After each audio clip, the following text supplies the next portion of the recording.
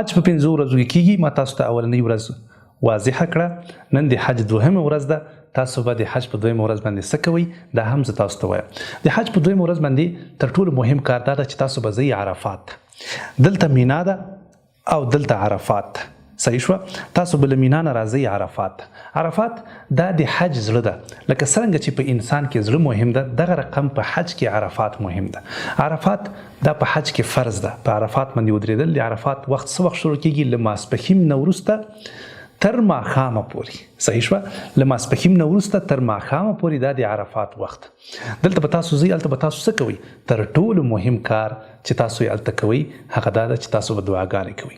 دومره دعاګانې به کوئ، دومره دعاګانې به کوئ، دومره به ژاړئ، دومره فریاد به کوئ چې یقینا راشي چې الله جل جلاله موږ ته بښنه وکړه او موږ ته مغفرت وکړه.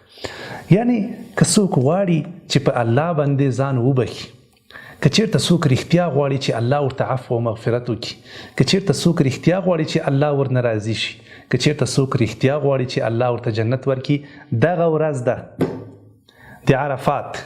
په دغه ورځ کې به دا انسان کوشش کوي، له زړه له اخلاصه به کوشش کوي او الله ته به دومره فریاد کوي، دومره به ژاړي چې یقین راشي، چې مطمئن شي چې بس الله له ما نه راضي شو او زما حج قبول کړ. د عرفات ورځ عادي ورځ نه ده. دا هغه ورځ ده چې الله جل جلاله زموږ او ستاسو دین په دې ورځ باندې مکمل کړی ده. دا هغه ورځ ده چې الله جل جلاله په آسمانونو کې د فرښتو پر وړاندې باندې په دغه انسانانو باندې فخر کوي. الله جل جلاله ورته وایي وګورئ، تاسې وګورئ دا زما مخلوقاتو ته، زما انسانانو ته وګورئ، زما بندګانو ته. آیا دوی زه لیدلی یم؟ بیا هم راغلی دي او خړ پړ وړال دي، څه غواړي ده؟ الله جل جلاله فخر کوي په دې انسانانو باندې، د دوی په فریاد باندې، د دوی په عاجزي باندې، د دوی په دعاګانو باندې. نو که ته چېرته رښتیا غواړې چې الله تا ته بښنه وکړي، دغه ورځ غنیمت وګڼه او دومره قیمتي ورځ ده چې ستا په ژوند کې کیدای شي دومره مهمه ورځ بیا را نه شي. الله جل جلاله ته د زړه له اخلاصه وژاړئ، فریاد وکړئ، چغې ووهئ، له خیمو نه راوځئ، د باندې په هر ځای کې د زړه له اخلاصه سجدې ولګوئ الله ته، تر څو الله جل جلاله تاسو ته عفو او مغفرت وکړي او دا حج مو قبول کړي. دا مهمترین کار ده د حج په 2مه ورځ باندې. بیا تاسو چې کله ماښام شي، له ماښام نه مخکې به نه راوځئ. کله چې ماښام شو بس تاسو له عرفات نه را روانېږئ، چېرته راځئ؟ مزدلفې ته. ګورئ مینا دلته ده، له مینا نه تاسو روان شوئ، چېرته لاړئ؟ دلته عرفات ته راغئ. صحیح شوه؟ بیا له عرفات نه راځئ تاسو مزدلفې ته. یعنی مزدلفه دا د عرفات او د مینا په منځ کې ده. صحیح شوه؟ دلته مینا شوه، دلته عرفات شو، مزدلفه دلته په منځ کې ده. تاسو به دا شپه په مزدلفه کې تېروئ. ماښام چې څنګه هلته داخل شو ټول خلک را روانېږي، تاسو به هم را روان شئ، راځئ به مزدلفې ته. په لاره باندې به لمونځ نه کوئ د ماښام، هېڅ خبره نشته چې څومره هم ناوخته شو پروا نه کوي. تاسو به د ماښام او د ماخوستن لمونځ چې کله راورسېدئ مزدلفې ته عقل ته به وکړئ. دا شریعت کې دا حکم ده په حج کې چې تاسو به د ماښام او د ماخوستن لمونځ یو ځای په مزدلفه کې کوئ. مزدلفه کې چې لمونځ وکړئ هلته به تاسو 80 دانې تیږې له ځان سره راغونډې کړئ.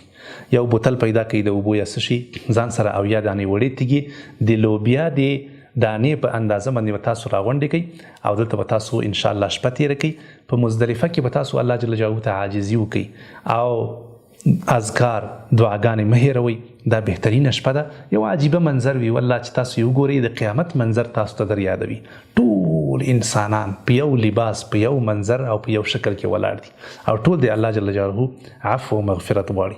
تاسو به په مزدلفه کې پاتې شئ، تکبیر، تهلیل، دعاګانې، اذکار، استغفار، تواضع او عاجزي به ډیره کوي. شپه به په مزدلفه کې تېره کوئ. دا شوه ستاسو 2 ورځې د حج، 2 ورځې ستاسو بشپړ شوې. خو یو خبره چې رانه پاتې نه شي هغه دا ده چې مریضان او کمزوري خلک، کوم چې څوک مریضان دي یا معیوبین دي، وضعیت خرابه ده یا مریضان دي، هغوی کولی شي چې نیمه شپه په مزدلفه کې تېره کړي. له نیمې شپې نه وروسته کولی شي چې حرکت وکړي، بیرته لاړ شي مینا ته او یا شیطانان وولي. کولی شي چې خپلو خیمو ته هم لاړ شي او کولی شي چې شیطانان هم وولي. شیطانان په مینا کې دي. صحیح ده که نه؟ نو هغه څوک چې روغ جوړ دي، سلامت دي، هغوی به ټوله شپه په مزدلفه کې تېروي. لیکن هغه څوک چې هغوی مریضان دي، کمزوري دي یا معیوبین دي، وضعیت خرابه ده، هغوی چې کله نیمه شپه تېره شوه له نیمې شپې نه وروسته کولی شي چې حرکت وکړي او لاړ شي او په مینا کې شیطانان وولي. 3مه ورځ باندې کوم کارونه کېږي انشاءالله هغه درته په را روانه ویډیو کې بیانوم.